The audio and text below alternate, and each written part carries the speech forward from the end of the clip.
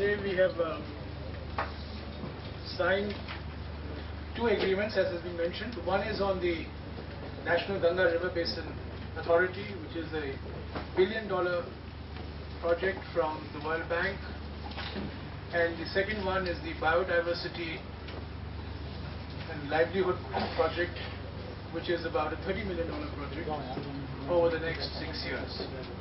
The NGRBA project is $1 billion spread over the next 5 to 7 years, is that right?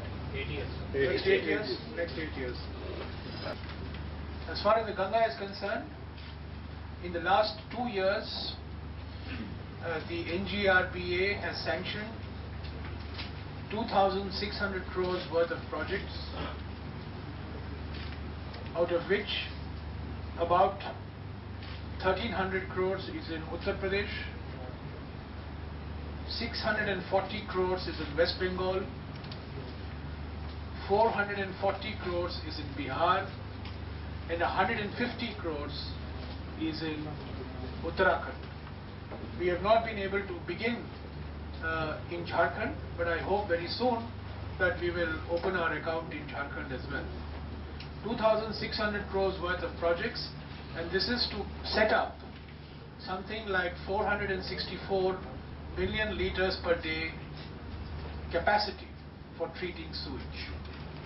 As you know, the objective of the Ganga project is that by the year 2020, no municipal sewage and no industrial effluent will be let into the river Ganga, main Ganga, the 2,500 kilometers of the main Ganga, without treatment.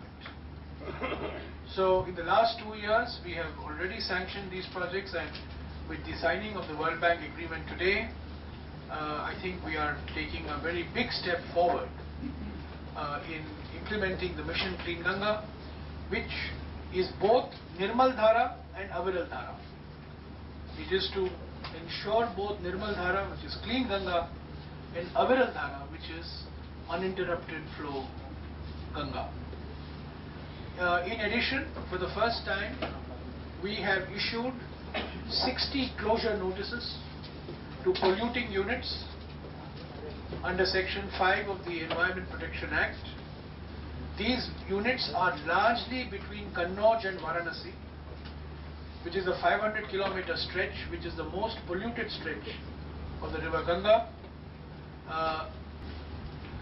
In addition, very soon, hopefully in the next couple of hours, we will be putting on our website the 3-volume study that has been done by IIT Roorkee on cumulative environmental impact assessment. This is the first time that we have attempted a cumulative environmental impact assessment of all projects, hydel projects, in the Bhagirathi and the Alaknanda basin.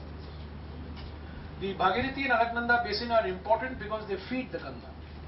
So if there is no water in Bhagirathi and no water in Alaknanda, the water flow in the Ganga is going to come down quite substantially.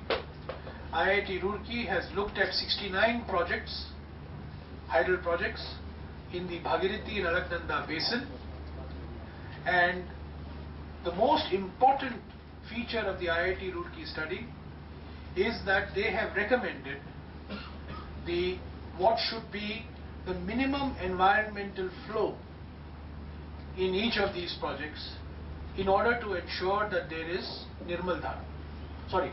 In order to ensure that there is Aviral Dhara. The Ministry of Environment and Forests has traditionally followed a mechanical approach to minimum environmental flows. We have been routinely stipulating 3 cumecs as the minimum environment flow, which is clearly unrealistic because you need water in the river for aquatic biodiversity, you need water in the river for bathing because these are holy rivers, and you need water in the river for aesthetic purposes, because when you see a river you should need to see water. So we have accepted the recommendations of the IIT Roorkee study, and we are now re-stipulating minimum environmental flows in some of these hydel projects. For example, the first project in which this minimum environmental flow has been re-stipulated is the 400 megawatt Vishnugarh Pipalkoti hydel project in Uttarakhand, which is being put up by the THDC, the Tehri Hydro Development Corporation, where the environmental clearance was given on the basis of 3 cubics. And now on the basis of the cumulative environmental impact assessment study, the minimum environmental flow has been re-stipulated at 15 cubics. So it's a very, very, very substantial increase in the minimum environmental flow. On an average, every hydel project is going to see the minimum environmental flow increase by a minimum 4 times. And in some cases, as in the case of Vishnugarh Pipalkoti, it will be 5 times. So I'm happy that finally we have been able to sign both these agreements.